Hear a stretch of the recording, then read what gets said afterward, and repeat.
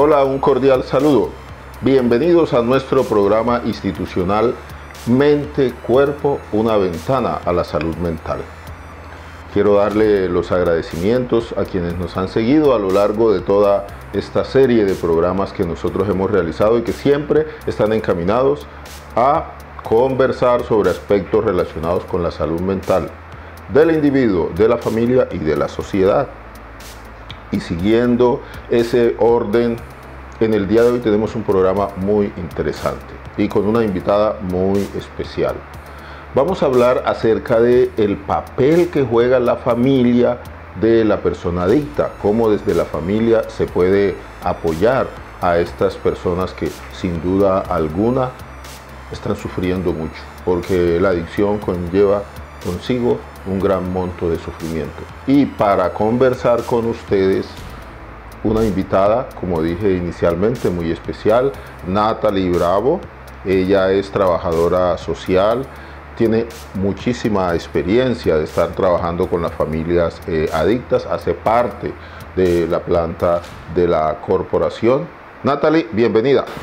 Muchas gracias, doctor, por la invitación y esperamos que este programa le sirva a las familias de Cartago y de los otros lugares del mundo y de Colombia donde nos ven, para que puedan saber cómo trabajar con las personas adictas que hacen parte de esos núcleos familiares. Claro que sí, van a aprender muchísimo de su experiencia, de su conocimiento, de su experticia. Vamos a comenzar por un aspecto central y sería la introducción. Y es cómo la familia de la persona adicta se afecta. Yo siempre que estoy conversando sobre este tema, planteo algo que es fundamental, Natalie, y es que una persona adicta, en la medida en que tenga un mayor apoyo familiar, en la medida en que ese apoyo sea más fuerte, el pronóstico es mucho mejor. La familia, siempre lo he dicho, juega un papel clave. La familia juega un papel fundamental. El núcleo, la célula de la estructura del Estado es la familia. Por eso, la importancia que tiene el rol que juega la familia en la recuperación de la persona adicta. Eso es verdad. La familia es muy importante en la recuperación.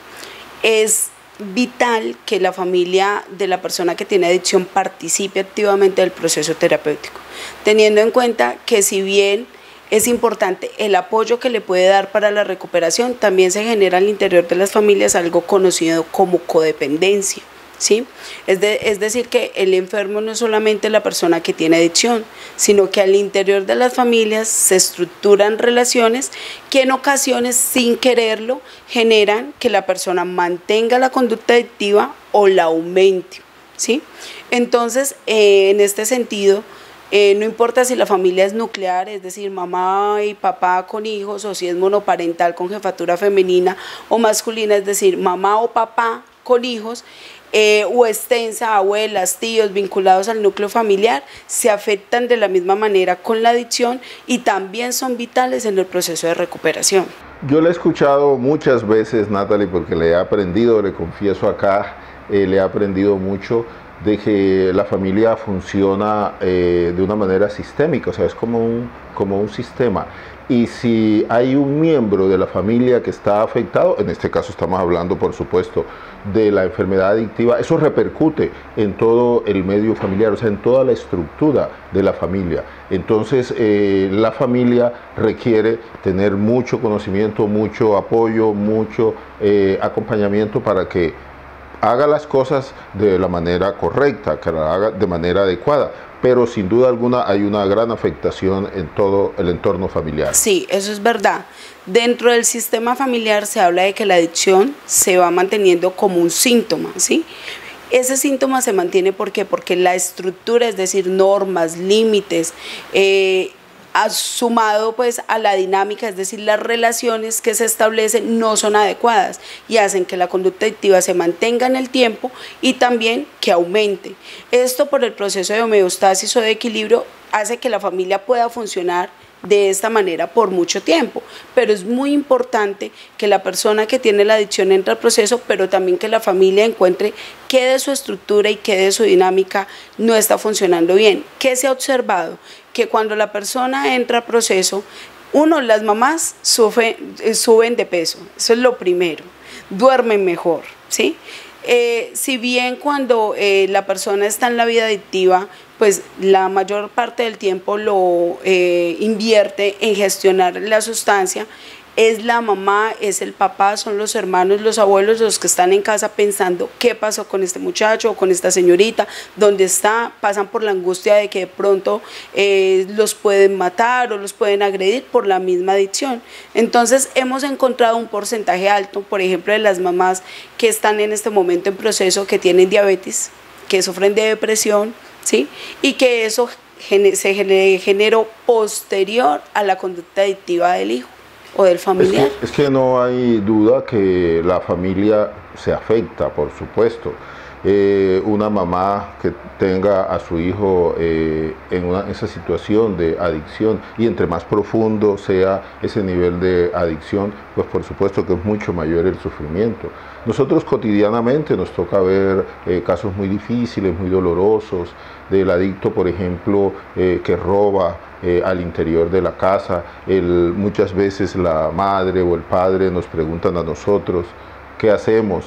Lo sacamos de la casa, lo dejamos como nos recomiendan por ahí, que toque fondo, pero detrás de todos esos cuestionamientos hay un monto de angustia muy grande. Por eso lo que tú planteas, Natalie, de que hay depresión, de que hay ansiedad, de que hay alteraciones físicas, alteraciones orgánicas, lo que nosotros llamamos los trastornos psicosomáticos o psicofisiológicos. Algo que se altera mucho es el sueño, las relaciones que las personas establecen con su entorno también se alteran, porque ya entonces la mamá le da pena, o el papá o los hermanos le da pena ir con la persona adicta a determinados sitios donde habitualmente iban, llámese paseos, camping, en fin. Entonces el nivel de afectación en la estructura de la familia es muy grande, y yo pienso que estas personas necesitan mucho acompañamiento, que lo vamos a ver por supuesto en la segunda parte. Pero sigamos, ¿qué otros elementos has detectado tú, Natalie, como afectación al interior de la familia? Bueno, usted dijo algo muy importante, y es el relacionamiento. ¿Qué se ha encontrado? Que las familias, a medida que va pasando el tiempo y va aumentando la adicción de su familiar, entonces empiezan a cerrarse. Los primeros que se ven afectados es la familia extensa. Entonces ya no hablamos con los abuelos o con los tíos o con los primos, ya no visitan nuestra casa porque qué pena que se den cuenta que él está peor, qué pena que se den cuenta que me robó o que me golpeó, porque también pasan casos de violencia familiar. Entonces se va cerrando, o sea, el núcleo familiar de origen de la persona que tiene adicción se va quedando solito, se va quedando sin redes. Tenemos en cuenta también que en el barrio los vecinos pues no tienen mucha aprobación en la gran mayoría de los barrios por las personas que consumen sustancias.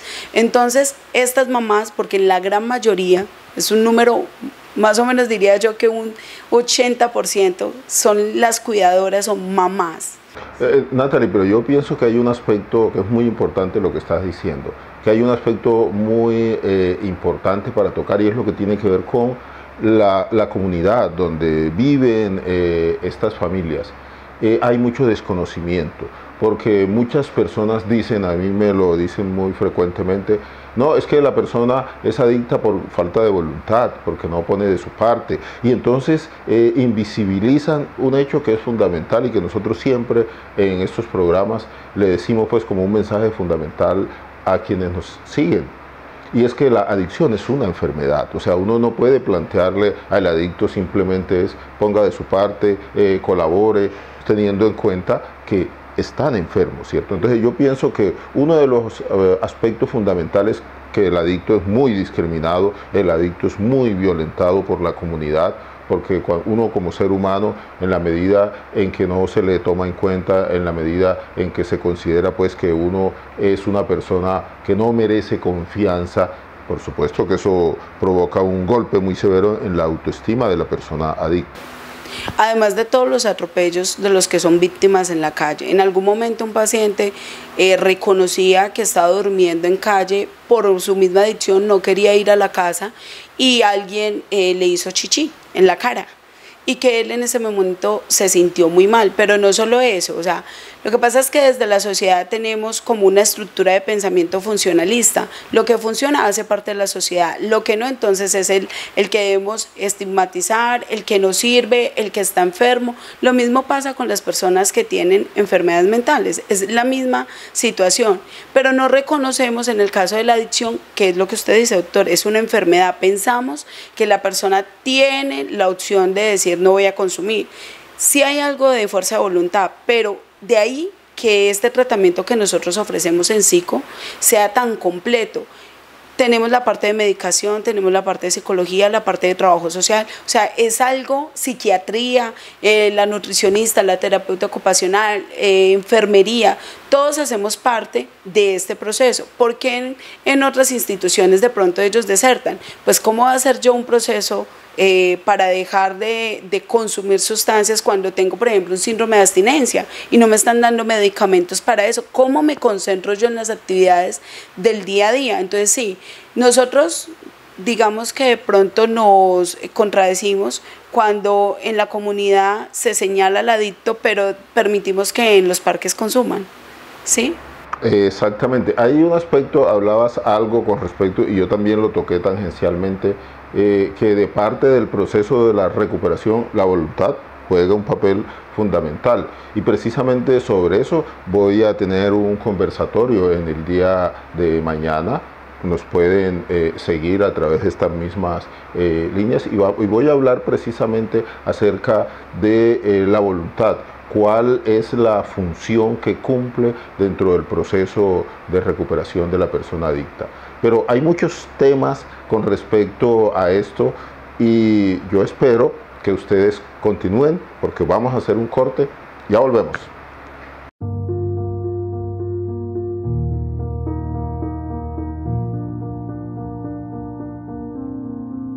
Hola, un cordial saludo. Las personas diariamente cuidan su cuerpo físico, se acicalan, se bañan, se organizan, una vez a la semana van a la peluquería para verse bien desde el punto de vista físico. Pero hay un cuerpo que también necesita esos cuidados y es la mente, es el cuerpo mental, es el cuerpo emocional. La pregunta es, ¿tú cuidas la mente? Porque la mente también se ensucia. ¿Y de qué manera se ensucia la mente? A través de esos pensamientos como el odio, el rencor, la rabia, la envidia, toda esa serie de pensamientos que siempre están allí en nuestra mente, la ensucian. Y por eso nosotros debemos limpiar nuestro cuerpo mental y nuestro cuerpo emocional. Y yo le tengo una sugerencia. Hay un potente antiséptico para la limpieza de la mente y ese antiséptico es la compasión y es el amor. Como último eslabón, sé compasivo. Cuando digo ser compasivo es que lo seas contigo mismo. Antes de ser compasivo con el otro, debes ser compasivo contigo mismo. Antes de amar al otro, debes amarte a ti mismo, porque hay un principio fundamental y es yo doy lo que tengo. Lo que no tengo, ¿cómo lo puedo dar? Por eso debes cultivar diariamente que tu mente también esté limpia. Y la compasión y el amor son esos potentes elementos que te ayudan a ti a tener una mente y una emoción plena y feliz. Que estés muy bien.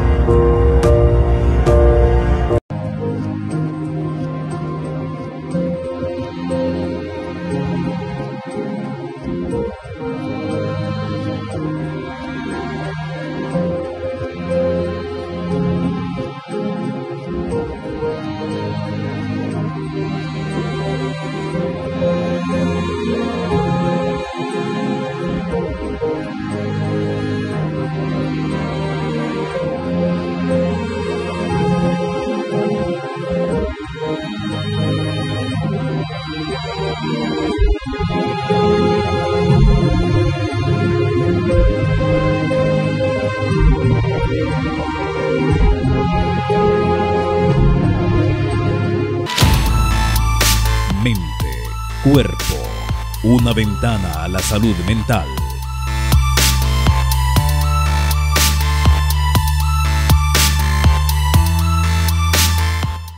Bueno, regresamos. El día de hoy estamos tocando un tema que es fundamental, que es muy importante y está relacionado con el papel que juega la familia en la recuperación de la persona adicta. Y estamos interactuando, estamos teniendo aquí un diálogo muy productivo con Natalie Bravo, nuestra trabajadora social. Natalie, entonces ya tocamos un aspecto fundamental y es cómo se afecta a la familia de la persona adicta. Hablamos un poquito sobre la discriminación, no solamente de la familia, sino también de la sociedad, de la persona adicta. Tocamos algunos temas como son los mitos relacionados con la enfermedad, que yo siempre les insisto que la adicción es una enfermedad, eso no hay que verlo desde otro contexto.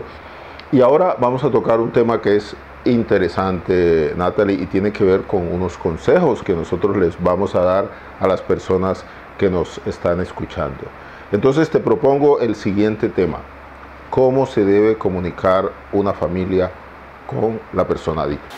Bueno, lo primero es reconocer que esa personita que está allí es parte de nosotros, porque a veces las mamás, los papás, los hermanos sienten que no pueden hablar con ellos, ¿sí? De hecho, los primeros días de la hospitalización se sienten como un poco intranquilos, no se sienten en confianza. Entonces, lo primero es recordar que es nuestro familiar a quien nos vamos a dirigir. Lo segundo es tener en cuenta que si bien está enfermo, porque si es una enfermedad, no es una enfermedad que está alojada en un dedo, en una pierna, porque sería pues muy fácil amputar eso y nos quitamos entonces el problema, pero es una enfermedad del cerebro, ¿cierto? Si esta persona se expone a unos factores específicos, va a volver a reactivarse. Entonces eso es lo que tenemos que tener en cuenta, que tenemos que ayudarle, y ayudarle no es acolitarle a que se robe la lavadora, a que se robe la licuadora, pagar los daños que le hace, sino hacerle comprender que necesita un tratamiento. Quedarse en casa no es la forma de hacer un tratamiento.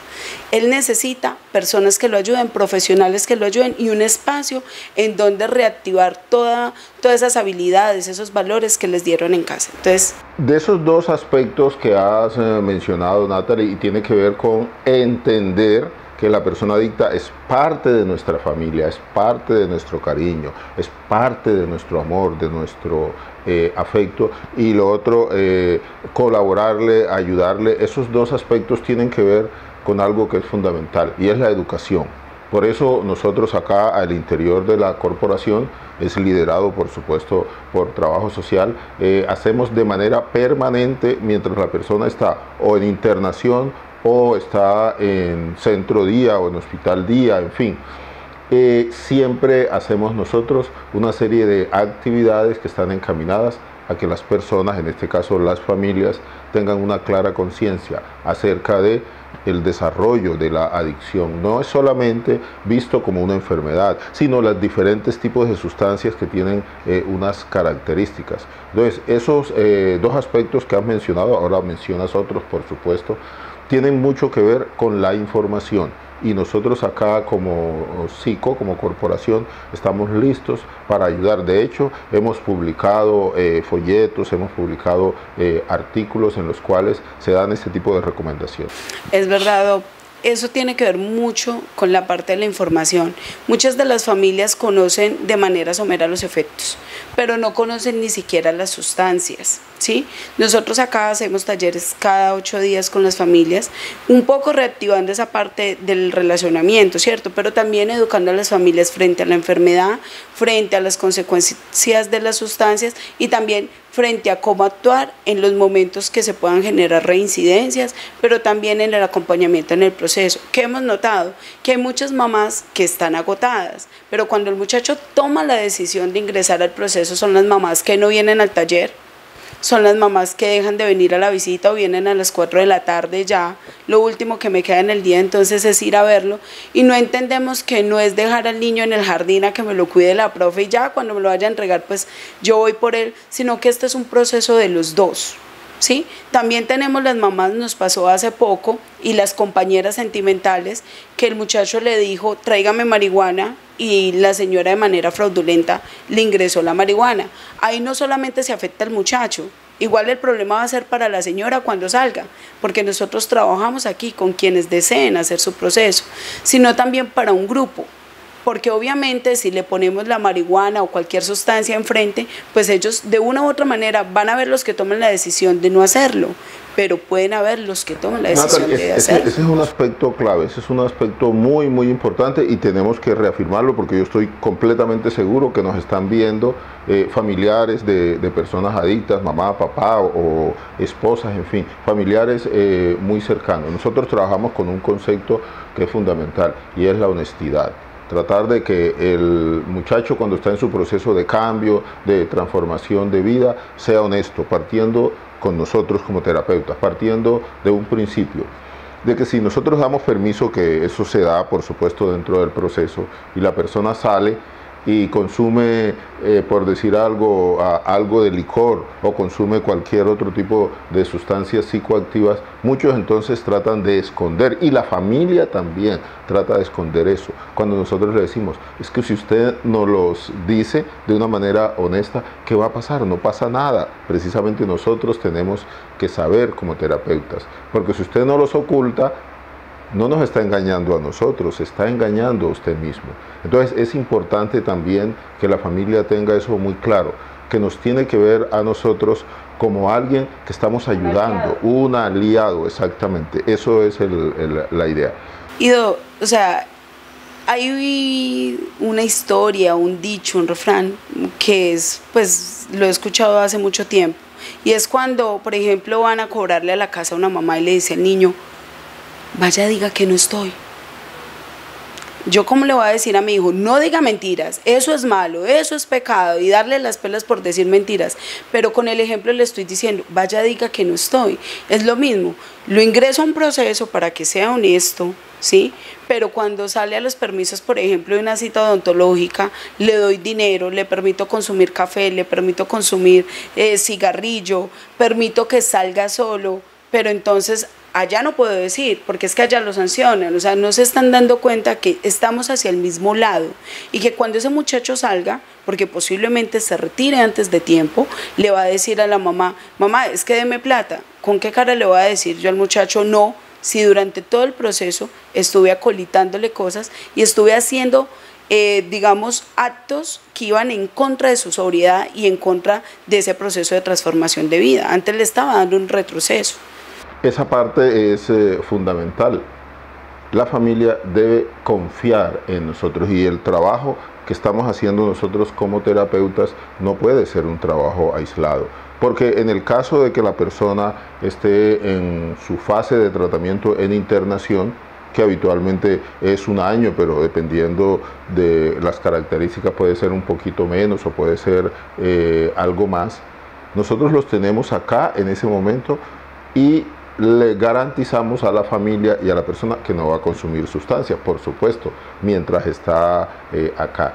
Pero nosotros no podemos tenerlo acá de manera constante, de manera permanente. Entonces la familia debe ir tomando elementos, se debe ir formando, se debe ir educando acerca de cuál debe ser la actitud que debe asumir cuando la persona salga. Habitualmente yo les recomiendo a las familias que en esas primeras permisos que se les da o recién salido, la persona todavía está muy frágil, ¿cierto? Hay amigos que los pueden invitar, entonces es importante algo que mencionaba Natalie y tiene que ver con el acompañamiento de la familia. Eso es fundamental y yo pienso que ese es un tip muy importante. La familia debe acompañar. No es porque él esté pequeñito, ni porque, no, es porque precisamente la persona cuando está en ese proceso de transformación requiere un apoyo, requiere un bastón desde el punto de vista emocional. Siempre les digo a las mamás, hagan de cuenta que este muchacho tiene un año.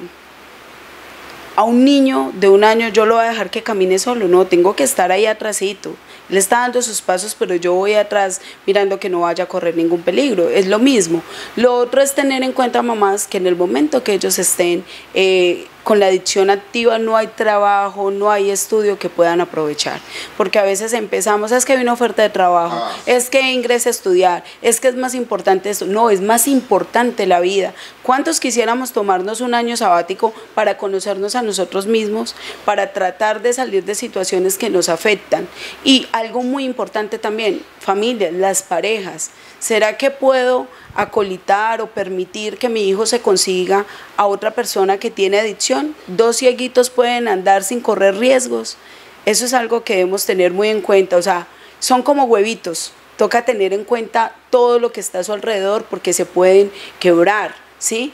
Y eso es una inversión que hace no solamente la persona en tiempo, sino que la familia hace una buena inversión en dinero al venir a las visitas, al dar los aportes de vestuario y de aseo. O sea, la adicción es un problema de todos y todos debemos estar vinculados. Bien, tema muy interesante, como ustedes se han dado cuenta, y faltan muchos otros tips, muchos otros elementos que son importantes, Natalie, que yo creo que nosotros debemos hacer un nuevo programa para hablar más aspectos relacionados con esto, porque es fundamental. Yo pienso que es una de las columnas vertebrales para el proceso de transformación, de recuperación en el tratamiento de una persona adicta.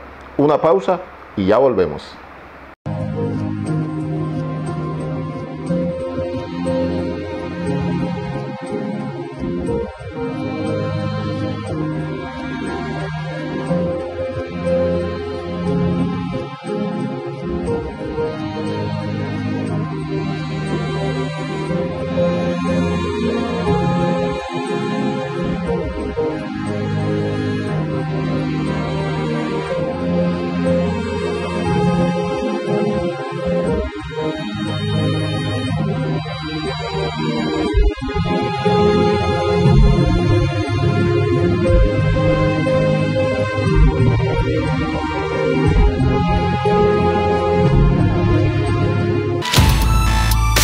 Mente, cuerpo, una ventana a la salud mental.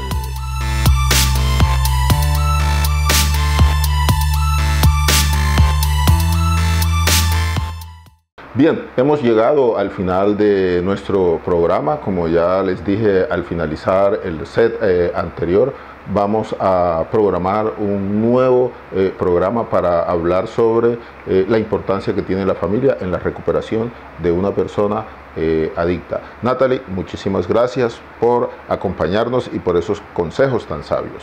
Muchas gracias por la invitación y quiero dejarles a la familia una tareita, y es ver una película que se llama Mi nombre es Bill.